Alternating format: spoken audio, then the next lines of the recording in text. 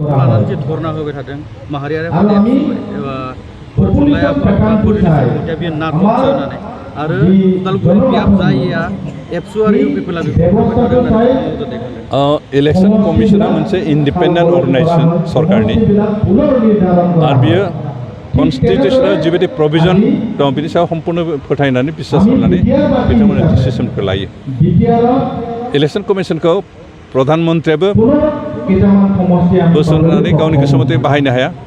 राष्ट्रपतियाबो हाया कुनु राजनितिक दलानो हाया कुनु अफिसारानो हाया बे कन्स्टिटिउसनाव जिबायदि बेखौ नोजोर होनानै कन्स्टिटिउसना थोननाय मथे खामानि मावो आरो बे रावनिबो बोसोन लाया बेनिखायनो हाग्रामा महिलारि जिथु दाय जाबसिन नागिरनाय जे ABSU आरो UPPL नि दैदेनगिरि प्रमद बर'आनो इलेक्शन कमिशनखौ फिदिंनानै बेबायदि रिपर्ट बर'फ्रा लुगैनाय बायदि जाहोआखै होननानै जिथु बुंदों बे सम्पूर्ण मिसा बेसलेस कारण बिथाङा कन्स्टिटिउसन मिथिया कन्स्टिटिउसन प्रभिजननि मिथिया इलेक्शन कमिशननि जिथु अथरिटि जिथु पावार बेखौबो जेबो रोङा आरो बेनिखायनो जानला मोनला स्टेटमेन्ट होनानै गाव जे जाम्बा बेखौसो प्रमान होदों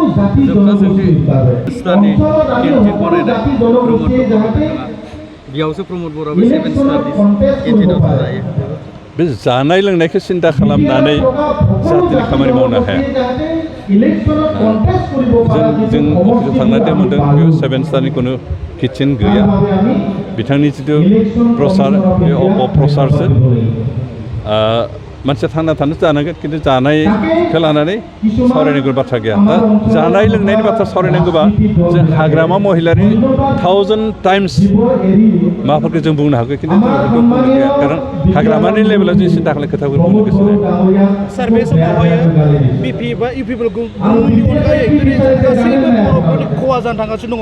दिनै जोंनि बर'फ्रा माबायदि इउनिटि जानांगौ UPPL खौ सुइसाइडलाय जोंनि साननाय हनाय माबायदि जानांगौ सार माबायदि सानो राजनितियाव कुनुदिन बर'आनो जा जियानो जा जाथियानो राजनितियाव गोरोबलायनो थाखाय बे फारागा थाखागोन दा बेवहाय जाया रियेलिटि थागोन बेजोंनो रायजोफोर थागोन पलिटिकेलि आरो कुनु जनगोष्ठीयानो इउनाइटेड जाया विभिन्न पलिटिकल पार्टी थागोन पलिटिकल पार्टी नीति आरो दरखौ बेखौ फोथायग्रा गोबां मानसि थागोन बेनिखायनो जाया जातिनि थाखाय रायजो राजानि थाखाय ओनसोलनि जौगानो थाखाय खामानि मावगोन बेजोंनो रायजोफोरा थागोन खिन्थु कुनुदिन खौसे जाया बे रियेलिटि बेखौ जाय बुजिया बेयो जानला मोनला बे रियेलिटिखौ बुजियालासेनो खौसे जानांगौ कुनु मिनिं गैया थेंक इउ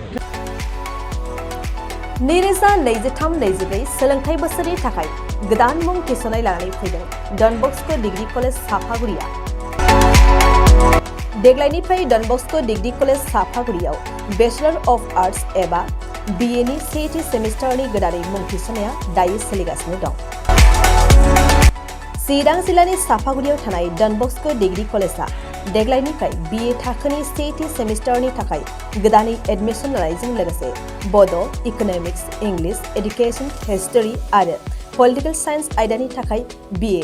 अनार्सनिबो खाबु दं गोग्गो सोलोंथाइनि थासारिजों लोगोसेयैनो डन बस्को डिग्री कलेज साफागुरियाव आलादा आलादायै हौवा हिन्जावनि थाखाय हस्टेलनि खाबुबो दं जुदि फरायसाफोरा डन बस्को डिग्री कलेज साफागुरियाव BA सेथि सेमिस्टारनि थाखाय गोदानै एडमिशन लानायनि सायाव